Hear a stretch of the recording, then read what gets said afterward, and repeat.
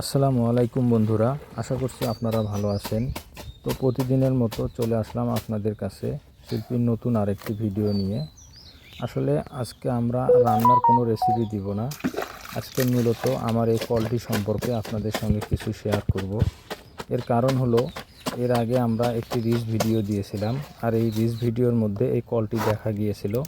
তো সেখান থেকেই অনেক ভাইয়ারা কমেন্ট করে জানিয়েছেন এই কলটি এখানে কীভাবে দিলাম, আর পানিটা কীভাবে আসে, পানি কি এমনি এমনি আসে আর ট্যাঙ্কি থেকে আসে, ট্যাঙ্কি থেকে যদি আসে তাহলে ট্যাঙ্কিটা কোথায়, মোটর কোথায়, যার জন্য আর কি এই ভিডিওটা আজকে দেওয়া, ছোট্ট একটা ভিডিও।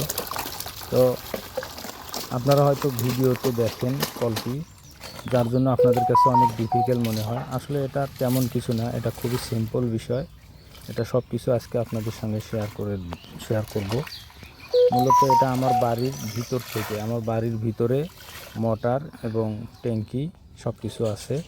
তো চলুন আপনাদেরকে দেখাচ্ছি আজকে আমার বাড়ির ভিতর সম্পূর্ণটা দেখানো সম্ভব না, জাস্ট মোটর এবং ইয়েটা দেখাবো। এই যে দেখতে পাচ্ছেন আপনারা আমার মোটর, আর এই মোটর থেকে এই যে উপরের দিকে লাইন গেছে, এই লাইনটা গিয়ে আমার বাড়ির যে ছাদ আছে, মানে বারান্দার ছাদ আছে, সেই ছাদের উপরে ট্যাঙ্কি। এই যে দেখতে পাচ্ছেন, এই ট্যাঙ্কি থেকে মূলত আমার এই ছাদের উপর দিয়েই, এখানে আমার রুম, এই রুমের যে আমার ঘরের ভিতরে যে ছাদ, এই ছাদের নিচ দিয়ে আমার এই বাথরুমে আসছে।